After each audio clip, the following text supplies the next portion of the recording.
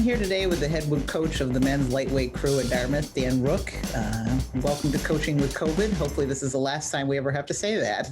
Yeah, thank you, Cindy. To say you've had a challenging year would be a huge understatement. Tell me what 2020 has meant to you and your team, doing all the COVID restrictions, people being on and off campus. How's it felt?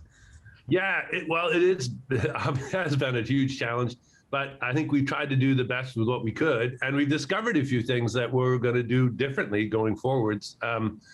The worst thing about it is the fact that we haven't had the whole team together at any one time through the year, because of the residence restrictions on campus. So this spring, when we've been able to row again, it's just been freshmen and seniors, and then there's been a few local middle class people that have been able to row. But with the restrictions, with distancing restrictions and whatnot, we haven't been able to row, or at least initially, we couldn't row in bigger boats like the 8s and whatnot, because you couldn't have people that close together. So we had to row in singles and small boats, which is something we do a little bit in a normal year, but this year we did it all the time. And the smaller boats, unlike, they really challenge the rower to get much better technically, because it's just them in this little boat. And having to do that day after day, guys got a lot better. And so we were able to show that rowing in these smaller boats, it showed that it's worth it. It's worth rowing in smaller boats for more time in a year. And going forward, that's what we're going to do. We're going to invest more in the smaller boats, spend more time in the smaller boats. It's a bit more of a challenge to manage a workout, but the end result appears to be worth it. And the guys, the real fun thing is, again, I think we'll talk a little bit later about, we raced against Williams in our heavyweight crews a little while back.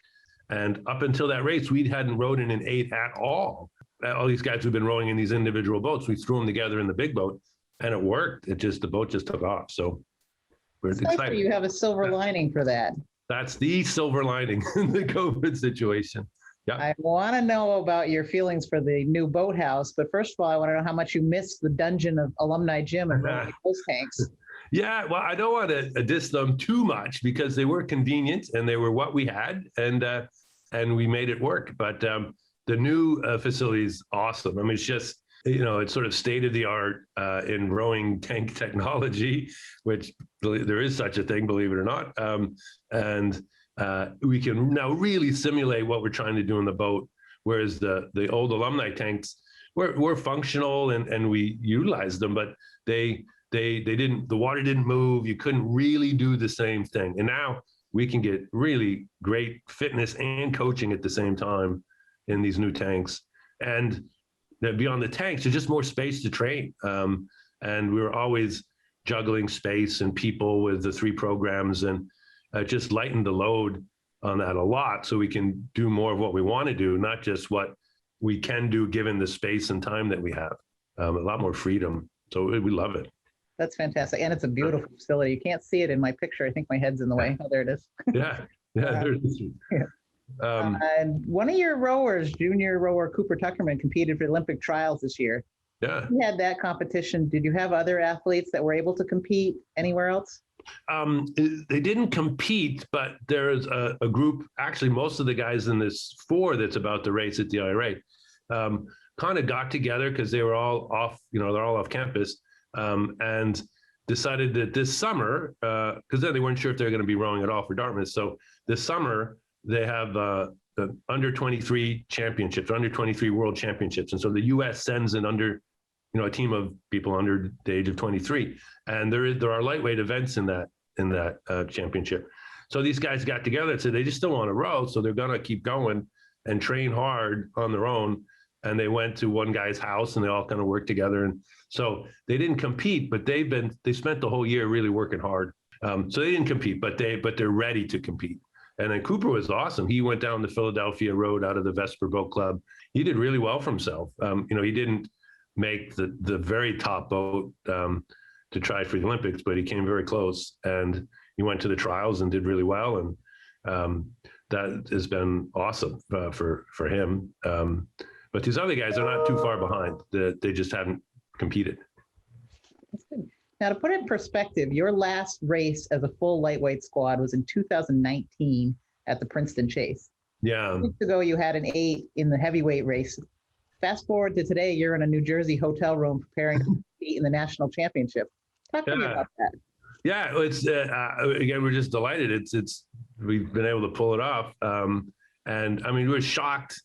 It was just so shocking that not have, or to really miss 2 seasons, and it's sad for the athletes that had to go through that. So this, but there you go. We kind of, as things are allowed, we take advantage of it, and we're going to go racing. And I do. It's been tough. It's obviously tough on the program and recruiting and everything. So we're going to be, I think, a little bit down in numbers going forwards, but I think the quality is going to be pretty high. And the pandemic has shown how much rowing means to people because they've kept at it, or they've really, now that they can do it again, they're they're crazy excited about it. And it's just not having this sport in their lives, or as a group or as a team. They missed it, and they're just so psyched to be back and ready to get going. That's great. Finally, how has this year impacted your family life? Have you had to spend more time at home? Has that been great or bad or good? How was it? Yeah, it's been pretty good, actually. And again, I live in Craftsbury, Vermont. I live in people think Hanover and Norwich in the Upper Valley is remote. Like, I live almost in Canada, and it's socially distancing without trying, because that's just the way it is. But the community up there is wonderful, and so life was kind of normal, pretty much normal. I just didn't have to commute down to Hanover very often to do any coaching, and so everyone's delighted to have things ease up. But it wasn't that much of a different lifestyle back at home, and I have a 4-year-old daughter, and I was able to spend a little more time than I would have otherwise. And thankfully, her preschool still operated, so she had a chance to hang out with her peers and not just hang out with her mom and dad all the time. But it was, that aspect of things was kind of nice. Yeah, that's good. And that's not a great commute. I've been to Craftsbury a few times, and you can't really get there from here, as the saying goes. Yeah, I've gotten used to it, but and I'm grateful too for Dartmouth to sort of allowing that to happen. And I have an assistant coach with Trevor, who takes up the slack, because he has a couple days a week when it's just him, and I think he enjoys that because he gets to be the head coach for a couple days a week. But it good training, worked out really well. Yeah. All right. Well, thanks a lot, Dan. Good luck this weekend, and somebody keep in touch with me with the results on Friday and Saturday. Yeah, I'll try to remember. All right. Remember, usually on the way home. So. Okay, good. Thanks.